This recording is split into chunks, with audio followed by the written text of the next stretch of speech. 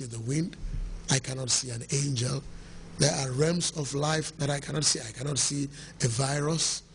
You have to try very hard to see a bacterium. You cannot see a neutron. You cannot see some subatomic particles, that are used in nanoscience technology, laser technology. But they exist. They exist. You cannot see hatred. You might see somebody's face and it exudes some kind of evil. You can feel hatred and its impact can come upon you. You cannot see cold. You cannot see heat. But when heat is around, you can tell. When cold is around, you will know. So there is a greater world than the physical world. As we are taught in principles of communication, non-verbal communication takes about 93% or more of communication. What I'm doing is the least part of communication because there are body language, there is nuance, there is eye speaking, there is body action, there is spirit, there is gesture, there is all that. It's body language. So I can speak without talking verbally. There is even sign language. And so you can be spoken to by God in a dream, as you can be spoken to physically. So this king, God spoke to him in a dream and asked him in the dream, ask what you will. Ask what you want me to do for you.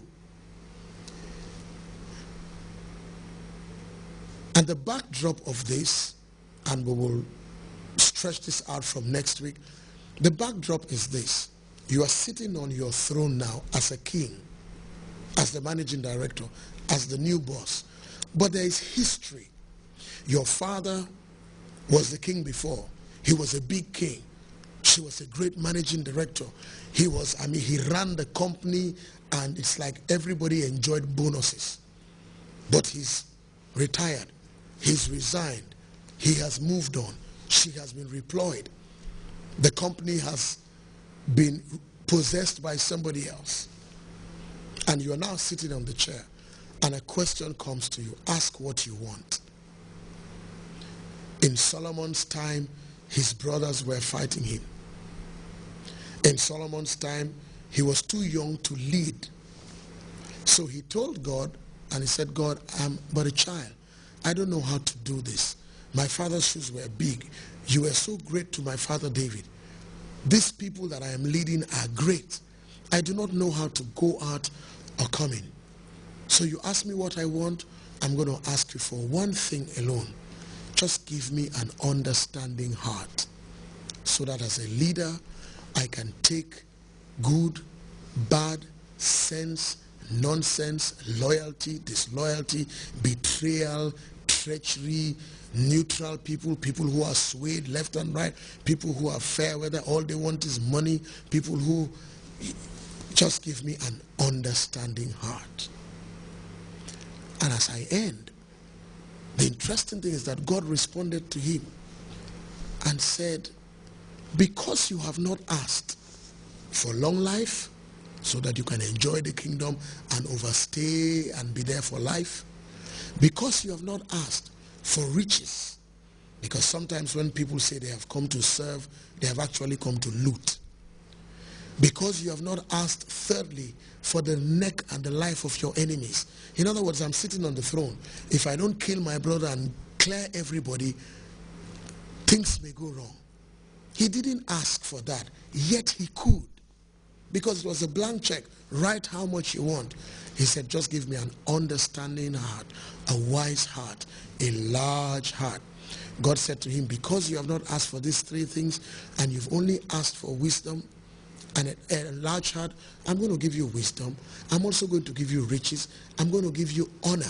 I'm going to make you in such a way that before you and in your time and after you, none would be like you, because your response pleased me. In 2013, ladies and gentlemen, at the first week of this year, make sure your responses please God. To answer and equalize, to answer and insult, to pay back, to scheme, to write anonymous letters, we can all do that. But it is God. Make sure your responses please God. When you don't know, say you don't know. When you cannot, say you cannot. God was amazed. Next week we'll look at other people who had the opportunity to maybe even answer Jesus Christ back and insult him, but they responded right. Most times it's not the thing that comes, but it is how we respond. So in 2013, maybe make it your motto, I will respond right. It will mean you have to take your time before you speak, calm down before you talk, so nothing escapes your mouth that you cannot bring back and take your life in the wrong direction. It's a great year. We all look forward to it. May God's blessing come upon us and our nation. And a happy new year to His Excellency the President and the First Family, Her Excellency the Vice President and her family, all serving Secretaries of State, Ministers of State, and everybody that is at the helm of affairs of our country, the legislative arm, judiciary, the press, civil society, and all of us who make the country what it is. May God bless us in this new year. But may we all as individuals choose to respond in a way that pleases God from the depth of our heart and not from the surface of greed because we want it now. God bless us. Good evening and good night.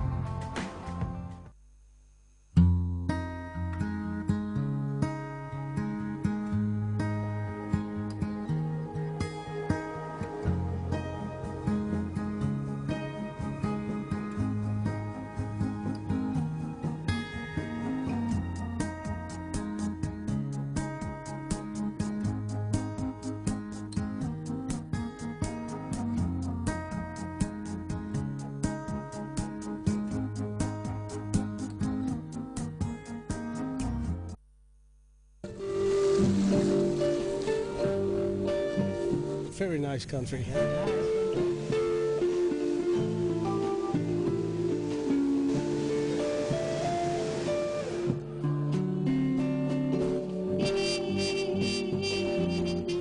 Catching the sun. Just sitting here doing nothing. This is precisely what you've been looking for. A vacation in some exotic destination, green and always sunny, amid ever blue skies, navigable rivers, and clean white beaches. Begging